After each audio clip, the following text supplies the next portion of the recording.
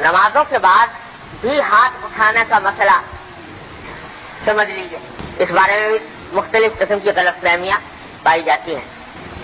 بعض لوگ یہ سمجھتے ہیں کہ نماز کے بعد ہاتھ اٹھا کر دعا کرنا ثابت نہیں رسول کریم صلی اللہ علیہ وسلم سے، تو یہ بات صحیح نہیں۔ رسول اکرم صلی اللہ علیہ وسلم سے نماز فرض کے بعد ہاتھ اٹھا کر دعا کرنا ثابت ہے، اور حضرت صلی اللہ علیہ وسلم نے اس کی فضیلت بھی بیان فرمائی، اور یہ بھی بیان فرمایا ہے کہ نماز فرض کے بعد جو دعا مانگی جاتی ہے وہ دعا کی قبولیت کا خاص وقت ہوتا ہے، اور اس سے اللہ تبارک و تعالیٰ کی بارگاہ سے کبھی امید ہوتی ہے کہ نماز کے بعد جو دعا مانگی جائے گی اللہ تبارک و تعالیٰ اپنے فضل و کرم سے اس کو قبول فرمائے۔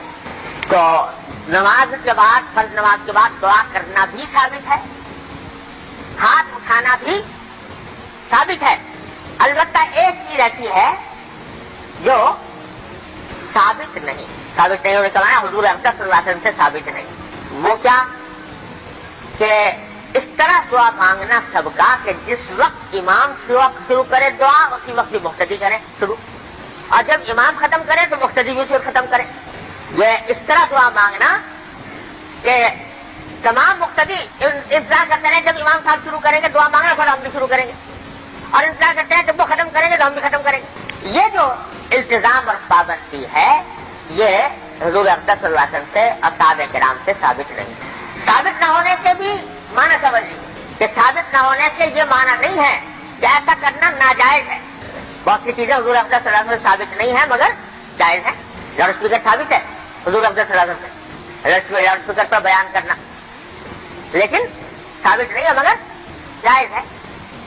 تو اسی طرح یہ بھی، یعنی یہ اجتماعی دعا کہ ایک جس وقت امام شروع کرے اسے مقتدی شروع کرے، جس وقت امام ختم کرے اسے مقتدی ختم کرے، یہ اجتماعی دعا حضور اکرم صلی اللہ علیہ وسلم سے ثابت نہیں مگر ناجائز بھی نہیں، جائز ہے، مباح ہے۔ لیکن ساتھ یہ قاعدہ سمجھ لیجیے کہ جو کام شریعت میں جائز ہو، جائز ہونے کا کیا معنی ہے؟ جائز ہونے کا معنی یہ ہے کہ نہ کرنے پر ثواب ہے اور نہ چھوڑنے پر عذاب ہے، اسی کو جائز کہتے ہیں نا۔ وہ لاؤڈ اسپیکر جو ہے یہ مثلا لاؤڈ اسپیکر کے اوپر بیان کرنا یہ کیا ہے؟ جائز ہے ناجائز ہے؟ جائز ہے۔ کیا مطلب جائز ہونے کا؟ لاؤڈ اسپیکر کی وجہ سے ثواب نہیں، اضافہ ثواب میں نہیں ہے، اور اگر لاؤڈ اسپیکر کے بغیر کرے تو وہ گناہ بھی نہیں ہے۔ یہ مطلب ہوتا ہے جائز ہونے کا کہ اس کے کرنے سے ثواب ملنا نہیں اور اس کے چھوڑنے پر عذاب اور گناہ نہیں، یہ مطلب ہوتا ہے نا۔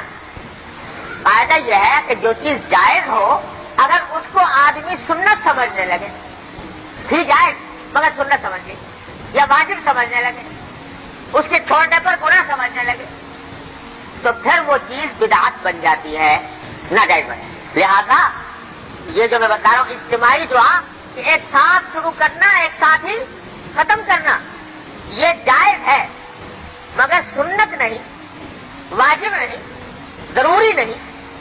اگر کوئی اس کو ضروری سمجھے اور سنت کا حصہ قرار دے تو پھر یہ اس کا یہ عمل بدعت ہو جائے گا، یہ ناجائز۔ لہذا جہاں پر اس کو لوگ ضروری سمجھنے لگے، ناجائز تو یہ سمجھ لیں گے جو آدمی ایسا نہیں کرتا وہ خلاف سنت کر رہا ہے، تو پھر اس میں بدعت کا اندیشہ ہو جاتا ہے۔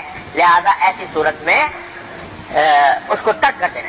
لہذا ہمارے بزرگوں کا طریقہ یہ ہے کہ نماز کے بعد دعا تو کرتے ہیں ہاتھ اٹھا کر، لیکن کوئی ضروری نہیں کہ بلند آواز سے کریں، اور اس بات کا انتظام کیا جائے کہ جب امام نے شروع کیا پھر مقتدی بھی شروع کریں، جب امام نے ختم کیا پھر وہ بھی ختم کریں، بلکہ جس کا جیسا موقع ہو الگ الگ دعا مانگی اور جب چاہ ختم کر دیا۔ اور کبھی ایسا بھی ہو گیا کہ امام نے دعا کرا دی، مقتدی نے آمین کہہ دیا، تو اس کو نہ اس کو لازم سمجھے نہ اس کو لازم سمجھے، دونوں طریقے جائیں۔ یہ سے میں تنبیہ کرتی کہ آج کل ہمارے ہاں اس معاملے میں افراد و تفریط بھی ہے، اور بعض جگہوں پر یہ سمجھا جاتا ہے کہ اگر امام صاحب نے بلند آواز سے دعا نہ کرائی تو گویا نماز میں کچھ کمی رہ گئی۔ چنانچہ جہاں ایسا خیال ہوتا ہے وہاں لوگ جو ہے بڑے حیرت سے دیکھتے ہیں، امام صاحب کے اوپر اعتراض کرتے ہیں، یہ کیا ہوا آپ نے دعا کیوں نہیں کرائی؟